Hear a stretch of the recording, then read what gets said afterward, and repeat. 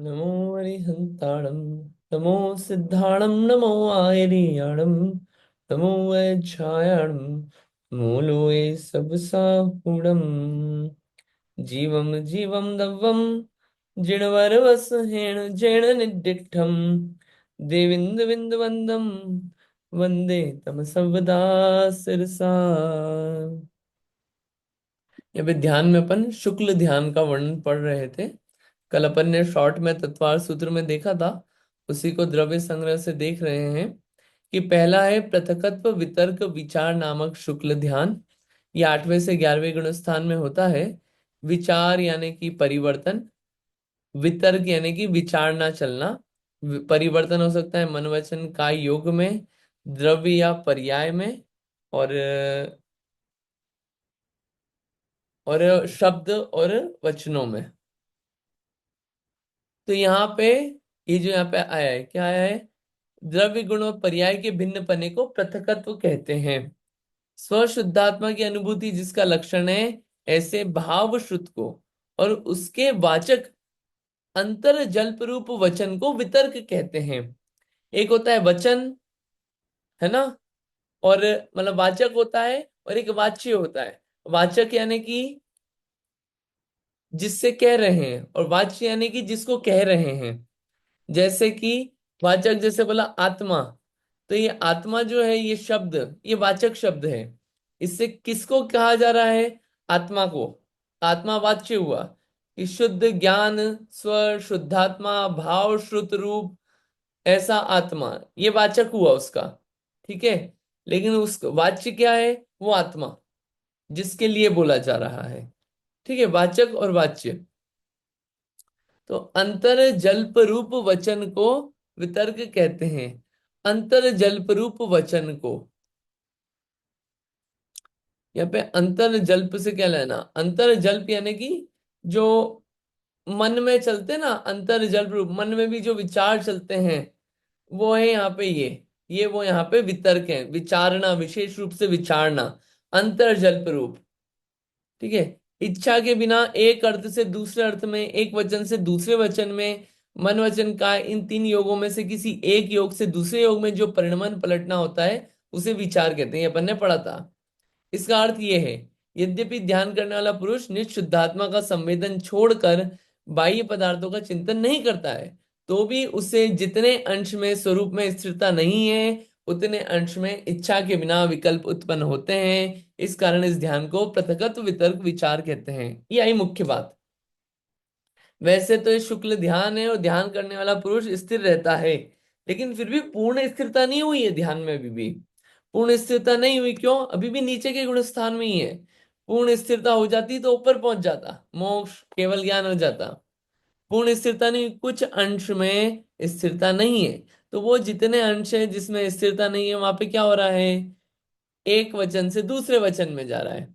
मन वचन का योगों का पलटना हो रहा है, अस्थिरता हो रही है उसमें। ये क्या है? ये विचार है।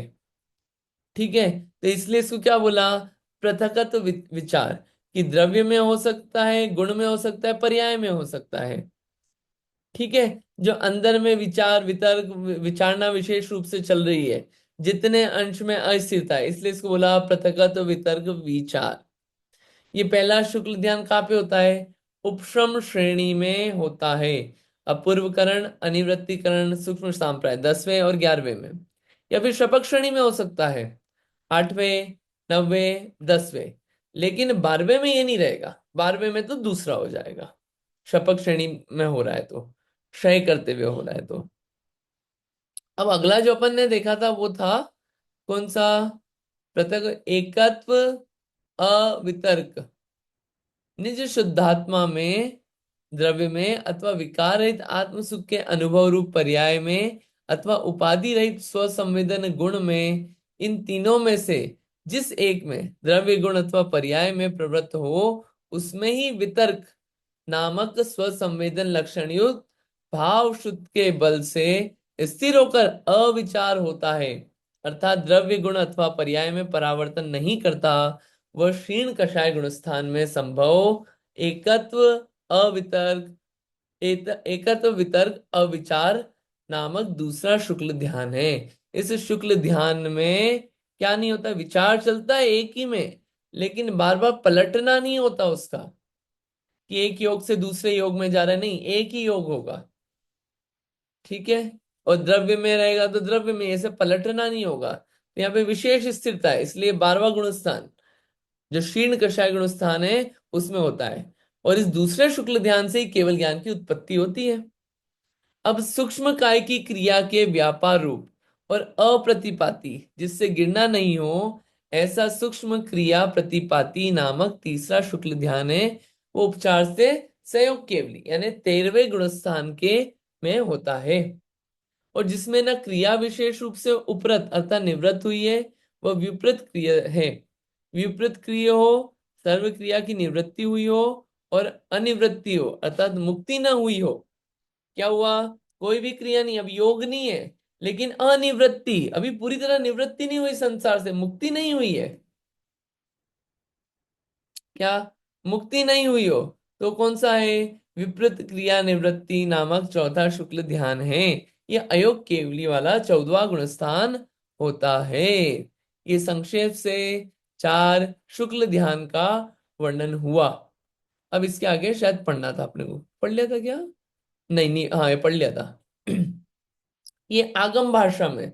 अब अध्यात्म, अध्यात्म जो होता है वो आत्मा का वर्णन करता है विशेष रूप से। आगम जो है सिद्धांत का वर्णन करता है। अब आगम भाषा में तो मैं सहज, सहज हूं, शुद्ध हूं, परम हूं, चैतन्यशाली, परिपूर्ण आनंद के धारक भगवान निज आत्मा में उपादेय बुद्धि करके पश्चात मैं अनंत ज्ञानमय हूं, मैं अनंत सुख रूप हूं, इत्यादि भावना रूप अंतरंग धर्म ध्यान कहलाता है। यह अध्यात्म की भाषा में धर्म ध्यान क्या है वो बता रहे हैं। फिर आगे, पंच परमेश्वरों की भक्ति आदि उसके अनुकूल शुभ अनुष्ठान व बहिरंग धर्म ज्ञान है। वो बाहर का धर्म ध्यान है, पंच परमेश्वर की भक्ति आदि करना, ये बहिरंग धर्म ध्यान है। उसी प्रकार निज शुद्धात्मा में विकल्प रहित समाधि रूप शुक्ल ध्यान है, अपनी आत्मा में स्थित हो जाना, वो परम शुक्ल ध्यान है। फिर आगे उसके अलावा और भी ध्यान बता रहे हैं, पदस्थ, पिंडस्थ, रूपस्थ, रूपातीत। पदस्थ क्या होता है, पदस्थम मंत्र वाक्यस्थम, कि किसी मंत्र वाक्य में स्थित हो जाना, मंत्र के पदों में स्थित हो जाना, मंत्रों के शब्दों में स्थित हो जाना, वहीं पे अपना चित्त एकाग्र हो जाना, वो क्या है, पदस्थ ध्यान है। फिर पिंडस्थ, पिंड रूप में अपनी आत्मा के गुणों के पिंड में आत्मा का चिंतन करना, ये पिंडस्थ ध्यान है। और रूपस्थ, अपने आत्मा के चित रूप का, चैतन्य रूप का चिंतन करना, वो रूपस्थ ध्यान है। और निरंजन ध्यान रूपातीत ध्यान है। निरंजन यानी कि इसमें अब जो ध्यान हो रहा है बिल्कुल कर्म रहित, जैसे सिद्ध भगवान है वैसा ध्यान होना। निरंजन, कोई कर्म कालिमा नहीं है, ऐसे रूप का ध्यान करना, वो रूपातीत ध्यान है। ऐसे भिन्न भिन्न प्रकार के ध्यान जानना। आगे का अपन पढ़ते हैं, आगे और क्या बात है इसमें, आगे पढ़िएगा, किसी को पढ़ना हो तो। हम्म, पढ़िए, कुसुम आंटी जी आप पढ़ रहे हैं क्या? हाँ, पढ़ती। पढ़िए जी, कहाँ से पढ़ना है? यहाँ से। हाँ। अब ज्ञान के प्रतिबंधक मोह राग और द्वेष का स्वरूप कहते हैं। शुद्धात्मा आदि तत्वों में विपरीत अभिप्राय उत्पन्न करने वाला वह मोह दर्शन मोह अथवा मिथ्यात्व है। निर्विकार स्वसंवेदन जिसका लक्षण है, ऐसे वितराग चारित्र को आवरण करने वाला चारित्र मोह व राग द्वेष कहलाता है। प्रश्न, चारित्र मोह शब्द से राग द्वेष किस प्रकार कहा जाता है? उत्तर, कषायों में क्रोध मान ये दो द्वेष के अंश है और माया लोभ ये दो राग के अंश है। 9 कषायों में स्त्री वेद, पुरुष वेद और नपुंसक वेद है। ये 3 वेद तथा हास्यवती ये 2, ये 5 9 कषाय राग के अंश है। अरति और शोक ये दो तथा भय और जुगुप्सा, ये चार नौकरशाही द्वेष के उसके ये दिखाई नहीं देता है। हाँ जी। इस प्रकार जानना। एक मिनट राग रुकिए, रुके रुकेगा। अब ध्यान में ऑब्स्टेकल क्या है, प्रतिबंधक क्या है? मोह, राग और द्वेष। कि मोह राग द्वेष से क्या होता है, स्थिरता नहीं आती है। तो उसका स्वरूप कहते हैं कि मोह राग द्वेष क्या है, कि अपने आत्मा आदि तत्वों में विपरीत अभिप्राय, जैसा है वैसा नहीं नहीं पाना। कैसा कब हो पाता है? जब मोह होता है, दर्शन मोह होता है, या मिथ्यात्व होता है। जो श्रद्धान का घात करे वो दर्शन मोह। और जैसा अपना स्वरूप है, उस स्वरूप में लीनता, स्थिरता, ऐसे चारित्र वीतराग चारित्र को कौन आवृत करता है? वो है चारित्र मोह। ठीक है। तो वो चारित्र मोह जो है वो राग द्वेष है, और दर्शन मोह जो है वो मोह रूप है। अब चारित्र मोह शब्द से राग द्वेष किस प्रकार है? तो देखिए, जो क्रोध और मान कषाय हैं, ये द्वेष रूप है। और माया और लोभ जो है, ये राग के अंश हैं। तो चारित्र मोह में क्या है, 16 कषाय हैं। हमने उनको डिवाइड कर दिया राग द्वेष में। अब बची 9 कषाय। 9 कषाय में 3 वेद है, स्त्री पुरुष नपुंसक। ये 3 वेद, हास्य और रति, कितनी 5 चीजें हो गई, ये राग के अंश हैं, राग के अंश ही हैं। और अरति और शोक और भय और जुगुप्सा, ये 4 किसके, द्वेष के अंश हैं।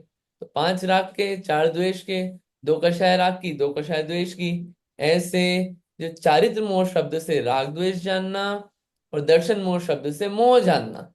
यानी कि काम क्या हो रहा है? काम ये हो रहा है, ये तीनों पड़े हुए हैं, तो क्या हो रहा है, ध्यान में बंधक है, प्रतिबंधक है। ठीक है। अब यहाँ शिष्य आगे पूछता है, पढ़िए आगे। राग द्वेष आदि कर्म जनित है अथवा जीव जनित है।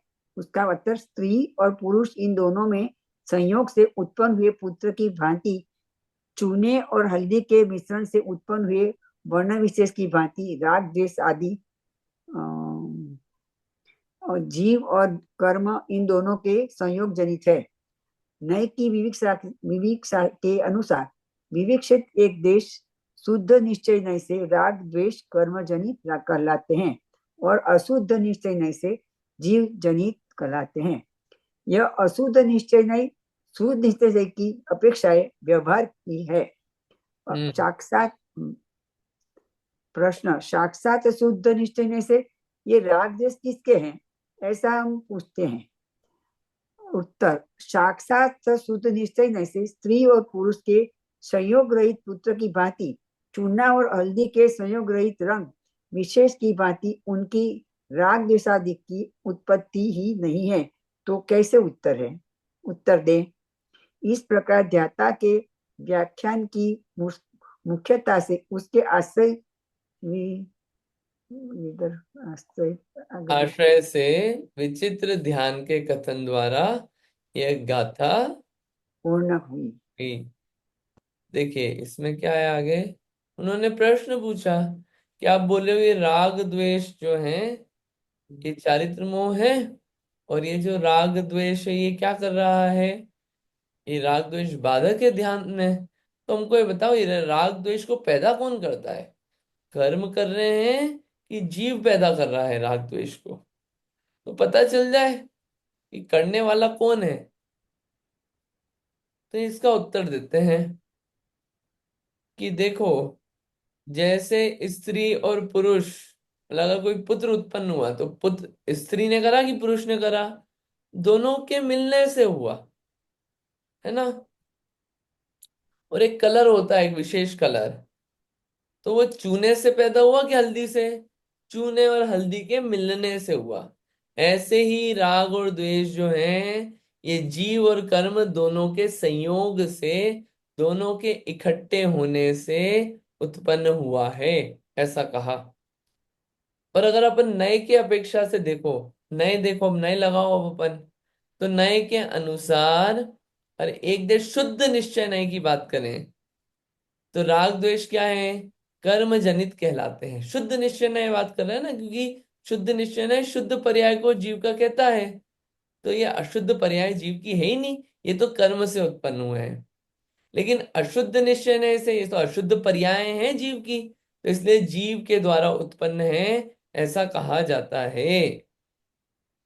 और वास्तविकता में अशुद्ध निश्चय नय जो है व्यवहार ही है, क्योंकि शुद्ध निश्चय नय की अपेक्षा। तो फिर उनने पूछा, आपने नई की बात लाए, तो साक्षात शुद्ध निश्चय नय से राग द्वेष किसके हैं, परम शुद्ध निश्चय नय से, ऐसा हम पूछते हैं।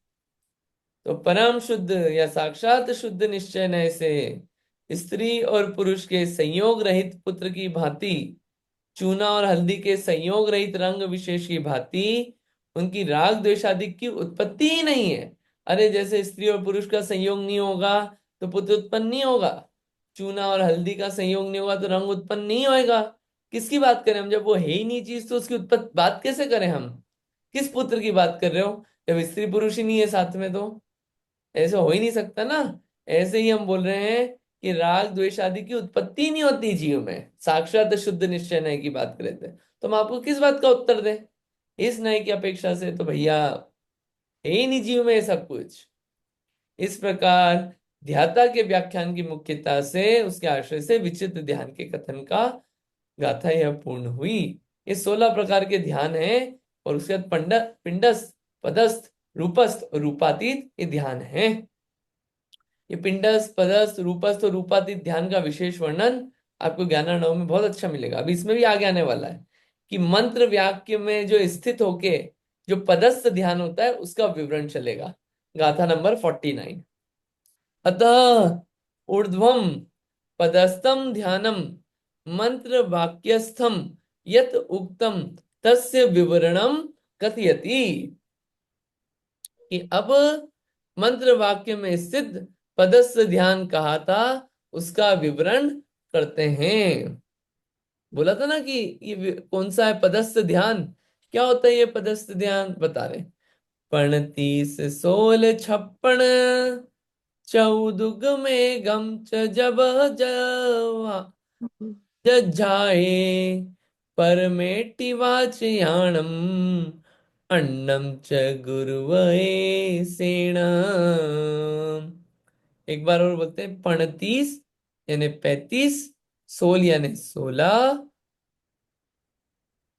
56 चौ दुग में गम, 56 पण, पण यानी 5, 30, 16, 56, 6, फिर पण यानी कि 5, चौ यानी 4, दू यानी कि 2, और एक गम यानी एक, च जब जज्झाए परमेट्टी वाच्याणम अन्नम च गुरु वयसेण।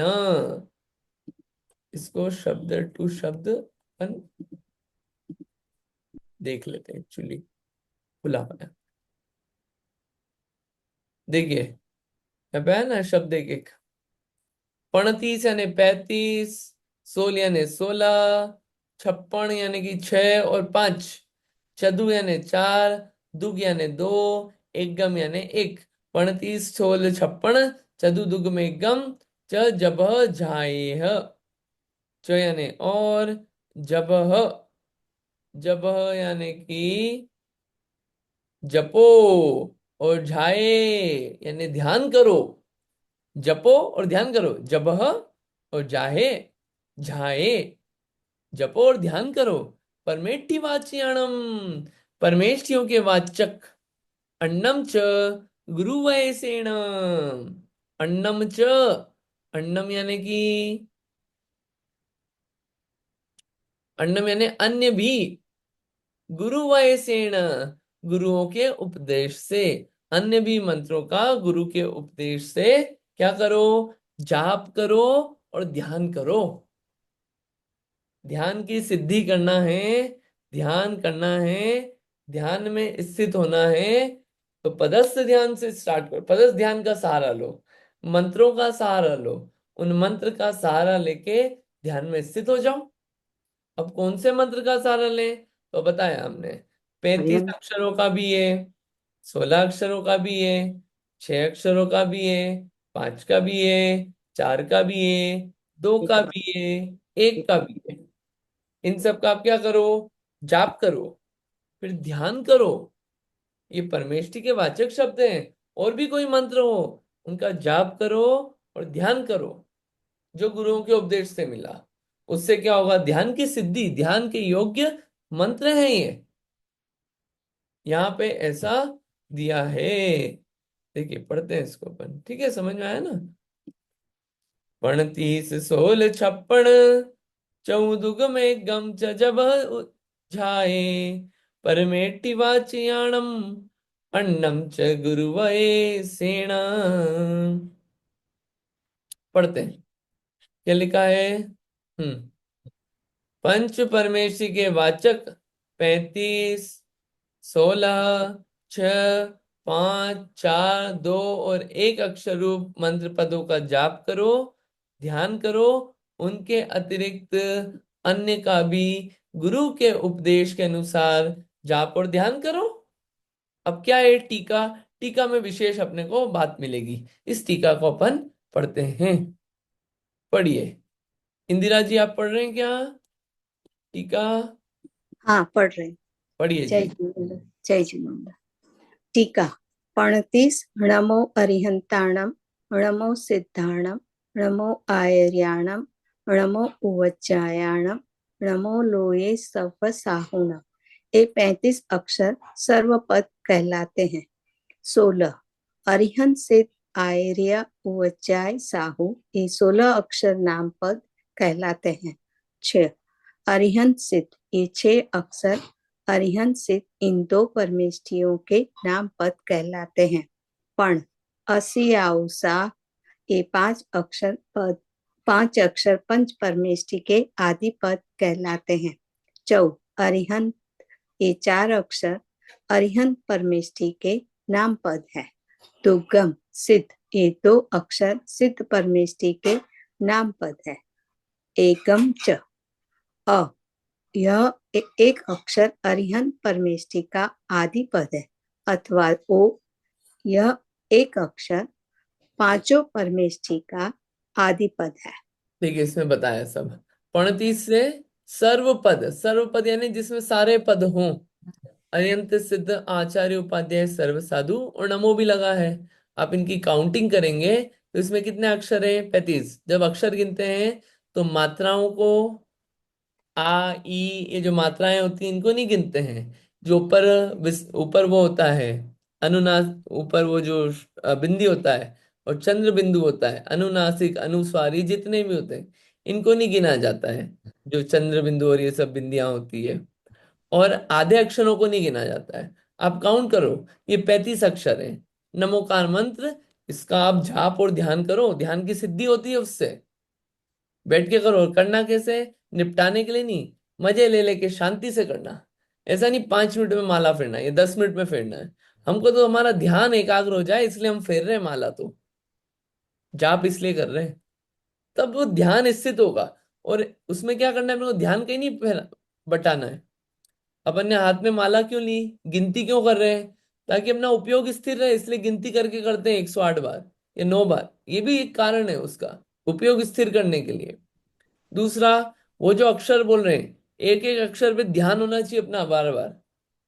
ये तो क्या है, तब उस पदों पे अपना ध्यान गया ना, पदस्थ ध्यान। फिर दूसरा, 16 अक्षर का। 16 अक्षर का क्या है कि अरियंत सिद्ध आचार्य उपाध्याय साधु, यही बोलो, सिर्फ नाम बोलो आप, अरियंत सिद्ध आचार्य उपाध्याय साधु। ये 16 अक्षर का नाम पद, इन पदों को बोलो, अरियंत सिद्ध आचार्य उपाध्याय साधु, अरियंत सिद्ध आचार्य उपाध्याय साधु। इसका आप मंत्र की साधना करो, ध्यान करो, गजब है वो भी। ये नहीं करना, मतलब ये नहीं करना ना, और कुछ, और क्या ऑप्शन है, 6 वाला, कि 2 परमेष्ठियों के नाम पद का करो, अरिहंत सिद्ध, अरिहंत सिद्ध, अरिहंत सिद्ध। ऐसे फटाफट नहीं बोला अरिहंत सिद्ध अरिहंत सिद्ध अरिहंत सिद्ध, नहीं, निपटाने के लिए नहीं कर रहे हैं, आनंद लेने के लिए, ध्यान उसमें स्थित होने के लिए। ये बोलते बोलते उसमें स्थित होगा और एकाग्रता बनेगी, उस ध्यान से सिद्धि होती है। ये जरूरी है, ये पदस्थ ध्यान। जाप करो और जाप करते करते उसी में स्थित हो जाओ, ये है ध्यान। फिर पांच का, अ सी आउ उसा, एक मंत्र चलता है, ओम ह्रीम परम असी आउसा नमः। उसमें एक अशुद्धि करते हैं लोग, ओम ह्रीम परम असी आउसाए। आई साई ये नहीं है, सा सिर्फ, अरिहंत सिद्ध आचार्य उपाध्याय साधु, पांच अक्षर, असी आउसा। आदि पद, या आदि पद से कर लो आप, फिर चार अक्षर से कर लो, अरिहंत, अरिहंत, अरिहंत, अरिहंत, गिनते जाओ, ध्यान उधर लगे रहे, मन वचन काय का पदस्थ ध्यान। ये फिर दो अक्षरों से, सिद्ध, सिद्ध, सिद्ध, सिद्ध, सिद्ध, सिद्ध, सिद्ध, हो जाए, एक काम हो जाए। या एक अक्षर का कर लो, अ, अ, अ, अ, अरिहंत का। या फिर एक अक्षर ओम कर लो, ओम, ओम, ओम, ओम, ओम। तो फटाफट नहीं, आराम आराम से, तो उससे चित्त एकाग्र होता है। और ये जो एकाग्र चित्त है, ये ध्यान की सिद्धि में कार्यकारी होता है। करना चाहिए जाप। अब अगला है इसमें कि ओम यह पांचों परमेश्वर का आदि पद किस प्रकार है, ये सवाल उठा। पढ़िए, कंटिन्यू कीजिए। हाँ, उत्तर। अरिहंता अशरीरा आईरिया तह उवज्जाया मुनिणो पड्डम ख पडम कर णो ओमकारो पंच परमेष्ठी। अर्थ। अरिहंत का प्रथम अक्षर अ, अशरीरी सिद्ध का प्रथम अक्षर अ, आचार्य का प्रथम अक्षर आ, उपाध्याय का प्रथम अक्षर उ, मुनि का प्रथम अक्षर म। इस प्रकार पांचों परमेष्ठियों के प्रथम अक्षरों से बना हुआ ओमकार है। वही पंच परमेष्ठियों के नाम का आदि पद है। इस गाथा में कथित जो प्रथम अक्षर है, उसमें पहले समान सर्वेण दीर्घो भवति, इस प्रकार सूत्र से अ, अ, आ मिलाकर दीर्घ आ बना। पश्चलोपम, इस सूत्र से पश्चात के आ लोप के अ, अ, आ, इन तीनों का आ सिद्ध किया। पश्चात वर्णे ओ, इस सूत्र से अ प्लस उ के स्थान में ओ बनाया। इस प्रकार स्वर संधि करने से ओम बना। यह शब्द निष्पन्न हुआ। चवह ज जायण सॉरी मंत्र के मंत्र शास्त्र के सर्व पदों में सारभूत, इस लोक में और परलोक में इष्ट फल देने वाले इन पदों का अर्थ जानकर पश्चात अनंत ज्ञानादि गुणों के स्मरण रूप से और वचन के उच्चारण रूप से जाप करो। उसी प्रकार सुख प्रयोग रूप त्रिगुप्त अवस्था में मौन पूर्वक ध्यान करो। तथा वे पद कैसे हैं? परमेष्ठी वाचणाणम, अरिहंत पद वाचक है और अनंत ज्ञानादि गुणों से युक्त श्री अरिहंत इस पद का वाच्य अर्थात अभिधेय कहने योग्य है।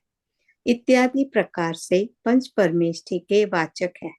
अणम च गुरु वर्ण सेण, पूर्वोक्त पदों के अतिरिक्त अन्य का भी 12,000 श्लोक प्रमाण पंच नमस्कार महामत्य नामक ग्रंथ में कहे अनुसार लघु सिद्ध चक्र, बृहद सिद्ध चक्र इत्यादि देव पूजन के विधान का भेदाभेद रत्नत्रय के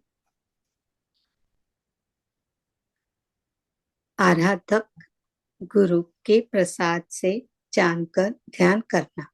इस प्रकार पदस्थ ध्यान का स्वरूप कहा। हाँ, ये पदस्थ ध्यान का पूरा स्वरूप बता दिया। ओम कैसे बना उसका पूरा पैराग्राफ में दिया। अरियंत का अ, सिद्ध का अशरीरी, अ आया, अ प्लस आ को आचार्य के आ से अपन ने जोड़ा, संधि करा, तो आ प्लस आ मिलके भी आ बनता है। आ को उपाध्याय के ऊ से जोड़ा तो ओ बन गया, स्वर संधि। और फिर साधु होते हैं मुनि, मुनि का म शब्द जोड़ दिया तो ओ म, ओम बन गया। ऐसे पंच परमेष्ठी का वाचक हो गया।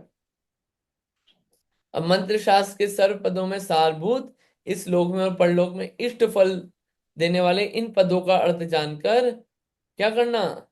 अब कैसे करना, जपना और ध्यान करना। सारभूत है मंत्र शास्त्र के सारे पदों में, ये सारभूत मंत्र हैं, और इस लोक में भी और अगले लोक में भी बहुत अच्छा फल देने वाले हैं ये। क्यों नहीं जाप और इसका ध्यान करें, करना चाहिए। अगर नहीं करते हैं तो करना चाहिए। ऐसे ही थोड़ी वो लोग करते हैं, इतने करना चाहिए। उससे क्या है, विशेष उपयोग स्थिर होता है। करना चाहिए ध्यान ये इनका, मंत्रों का। अनंत ज्ञानादि गुणों के स्मरण रूप से और वचन के उच्चारण रूप से जाप करो। उसी प्रकार शुद्धोपयोग रूप त्रिगुप्त अवस्था में मौन पूर्वक ध्यान करो।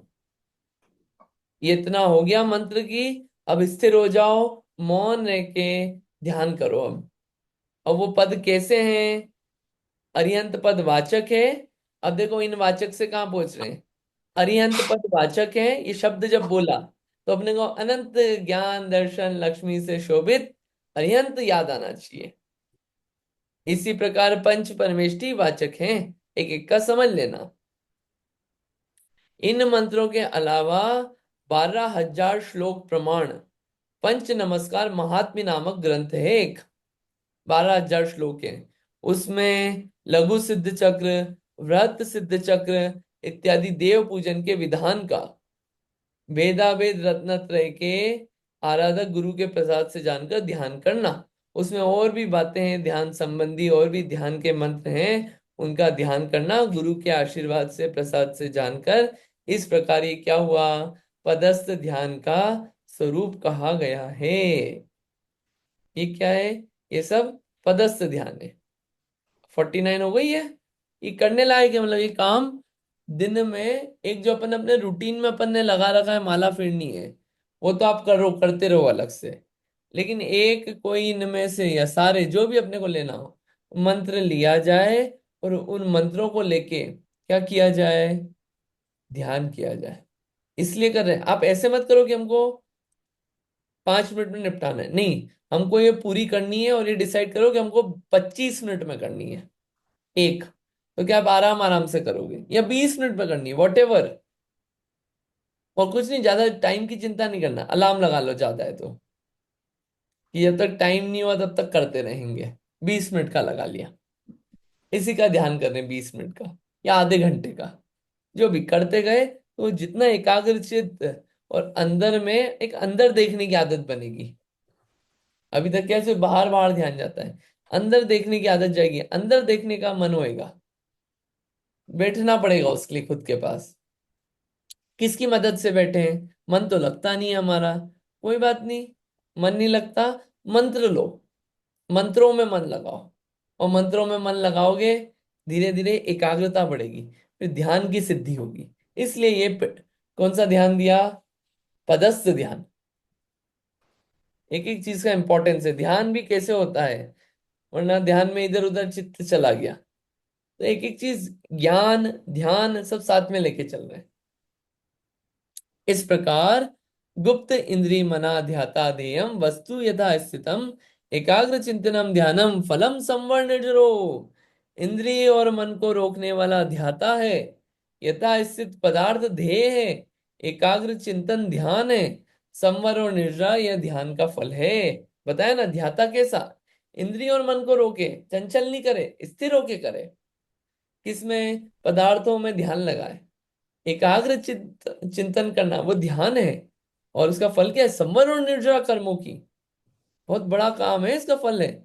इस श्लोक में कथित लक्षण युक्त ध्याता ध्येय ध्यान और फल का संक्षेप में व्याख्यान कर 3 गाथाओं द्वारा द्वितीय अंतर अधिकार में प्रथम स्थल समाप्त हुआ।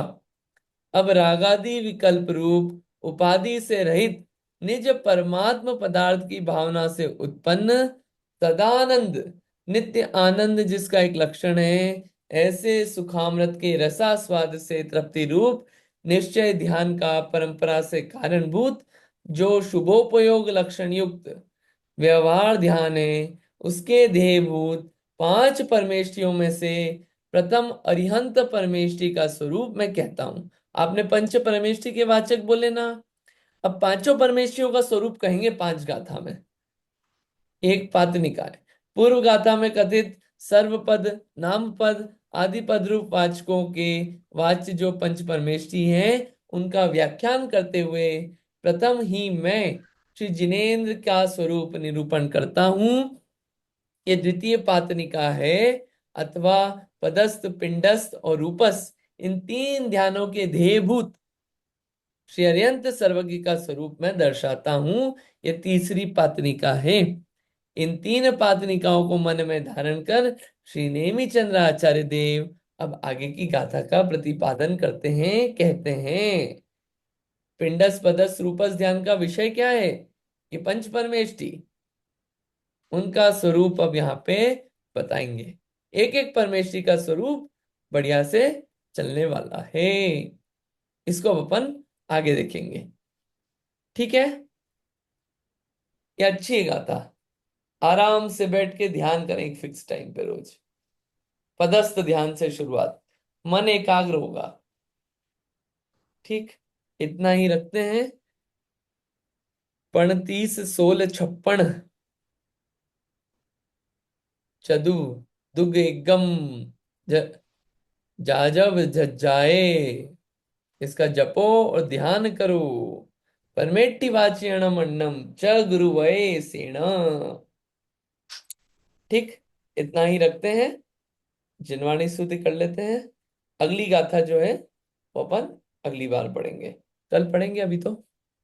ठीक है। जावाणी के ज्ञान से सूझे लोका लोभ, सोवाणी मस्तक नमो सदा देत हूँ ढोक। है जिनवाणी भारती